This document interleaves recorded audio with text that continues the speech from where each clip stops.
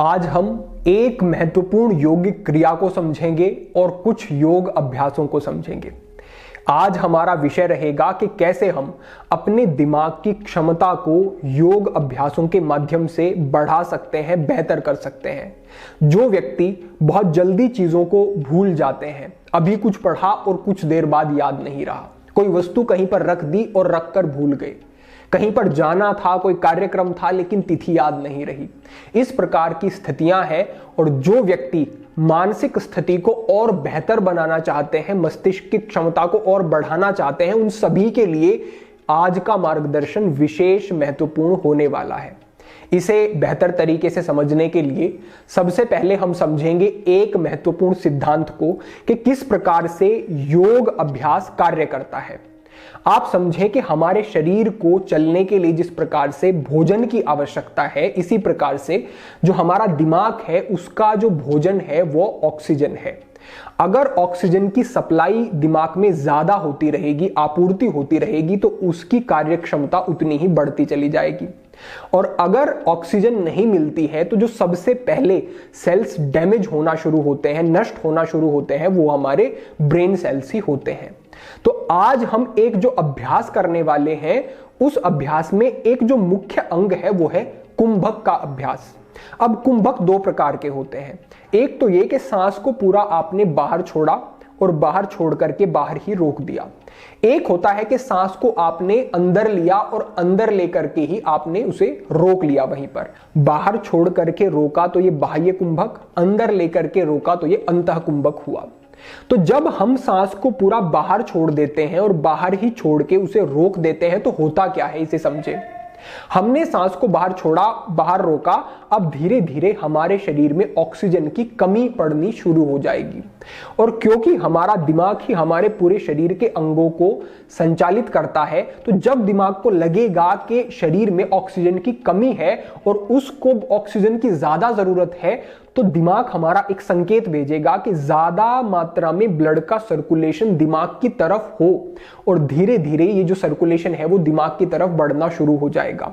और इस संकेत के आधार पर कुछ समय तक ये सर्कुलेशन जो है वो दिमाग की तरफ ही बना रहेगा। हमने बाहर सांस को छोड़ करके बाहर रोका हुआ है। अब जैसे ही हमने थोड़ी देर तक रोका, कुंभक किया, उसके बाद हमें गहरे सांस लेना शुरू कर देना है। फिर क्या हुआ कि अब ऑक्सीजन का लेवल शरीर में बढ़ना शुरू हो गया। और जब ये बढ़ेगा तो वो ऑक्सीजन से पूरित जो ब्लड है वो दिमाग की तरफ जाना शुरू होगा और इससे हमारे मस्तिष्क पर बहुत अच्छे लाभ देखने को मिलेंगे। तो आज का हमारा जो सिद्धांत है वो यही रहने वाला है। तो अब हम बढ़ते हैं अपनी यौगिक क्रिया की तरफ। इसको आप एकाग्रता से समझें। करना क्या है, आपको सहज कमर सीधी करके बैठ जाना है। अगर आप सिद्धासन, पद्मासन आदि में बैठते हैं तो वो ज्यादा अच्छा रहेगा। तो अगर आप सहज हैं पद्मासन लगाने में तो आप इस प्रकार से लगा सकते हैं। अगर पद्मासन ठीक से नहीं लगता है तो पद्मासन के विषय में पहले पूर्ण एक मार्गदर्शन किया गया है, उसका लिंक हम साझा करवा देंगे डिस्क्रिप्शन में, वो आप देख लें। अब हम समझते हैं कि हमें किस प्रकार से यौगिक क्रिया का अभ्यास करना है। जैसे कि हमने सबसे पहले आपको कुंभक के बारे में बताया, तो चाहे बाहर सांस को छोड़ करके बाहर रोकें या अंदर सांस को लेकर के अंदर रोकें, दोनों ही ठीक है। इस क्रिया में हम सांस को पहले अंदर लेंगे और अंदर रोकेंगे। किस प्रकार से करना है, आपको कमर सीधी करके बैठ जाना है और पहले गहरे सांस लेने हैं।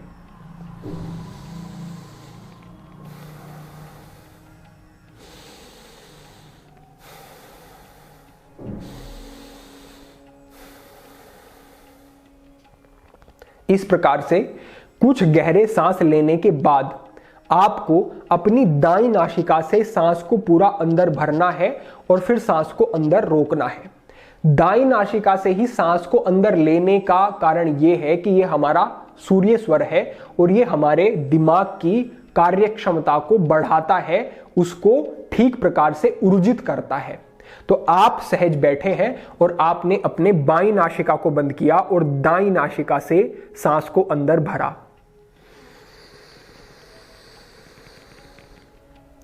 सांस अंदर भरने के बाद अंदर ही रोका और दोनों नासिकाओं को बंद किया। जितनी देर तक आप रुक सकते हैं उतनी देर तक आपको दोनों नासिकाओं को बंद करके सांस को अंदर ही रोकना है।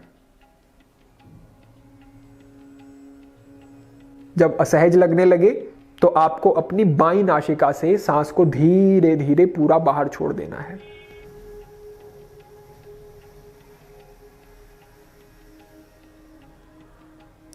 इसके बाद फिर से आपको गहरी लंबी सांस दोनों नासिकाओं से लेना शुरू करना है और उसके बाद फिर से जो कुंभक करना है उसके लिए दाईं नासिका से ही सांस को पूरा अंदर भरना है, दोनों नासिकाओं को बंद करना है और वहीं पर सांस को होल्ड करके रखना है।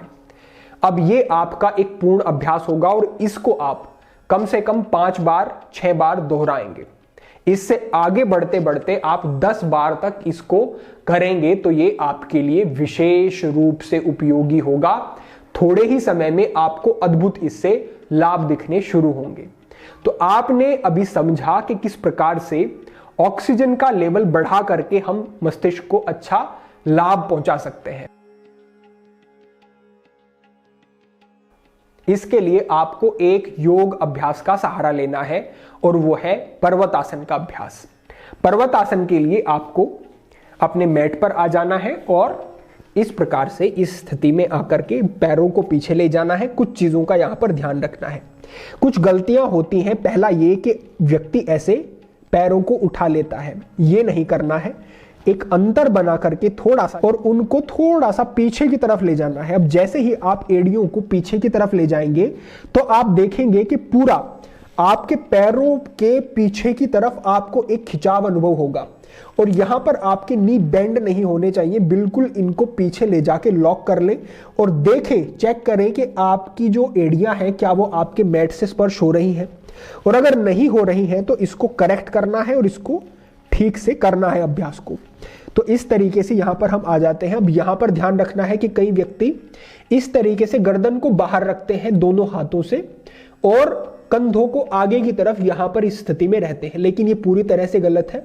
कोशिश करनी है कि इस तरीके से आकर के आपका जो सर है वो दोनों हाथों के बीच में आपके रहे और वो मैट के नजदीक चला जाए। ऐसा एक अभ्यास आपको करना है। इस अभ्यास में आने के बाद एकदम से आपको अनुभव नहीं होगा, लेकिन जैसे ही आप कुछ समय तक रुकते हैं इस अभ्यास में तो आपको अनुभव होना शुरू होगा कि हाँ, ब्लड का सर्कुलेशन अद्भुत तरीके से आपके सर की तरफ हो रहा है। और इसमें रुकने की जो अवधि है वो 1 मिनट की अवधि आपकी होनी चाहिए।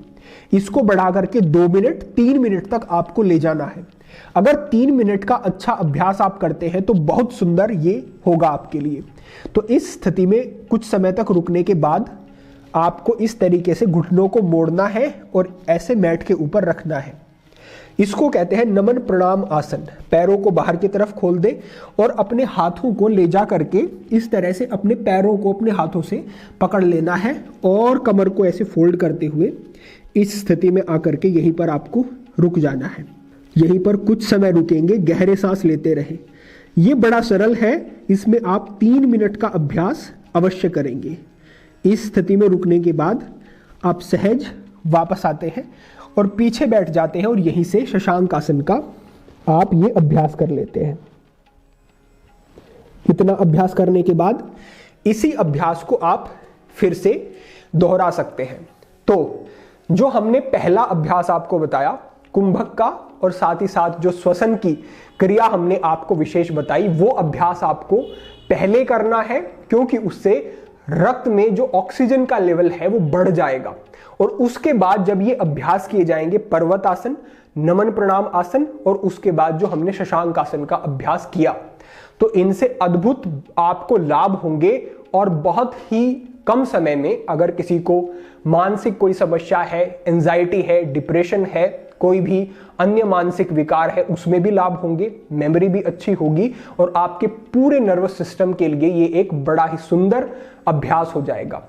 तो आज का ये संक्षिप्त एक मार्गदर्शन था जो कि विशेष उपयोगी हो सकता है हमारे सभी विद्यार्थियों के लिए जो पढ़ रहे हैं, जो आगे बढ़ रहे हैं, जो बहुत ज्यादा दिमाग का कार्य करते हैं। वो अपने योग अभ्यास क्रम में इन अभ्यासों को जरूर जोड़ लें और कुछ ही समय में बड़े सुंदर लाभ आपको निश्चित रूप से देखने को मिलेंगे। ये जानकारी अपने बंधुओं तक अवश्य ही आप साझा करें जिससे कि सभी लाभान्वित हो सकें, सभी इस योग विद्या से लाभ उठा सकें अपने जीवन में। आज के लिए आपके लिए यही एक मार्गदर्शन था। अगर आपके कोई प्रश्न होते हैं तो कमेंट के माध्यम से रखें। भविष्य में अन्य महत्वपूर्ण विषयों पर मार्गदर्शन होता रहेगा। सभी के लिए प्रार्थना, सभी के लिए मंगल कामना। आज के लिए इतना ही। ओम नमः शिवाय।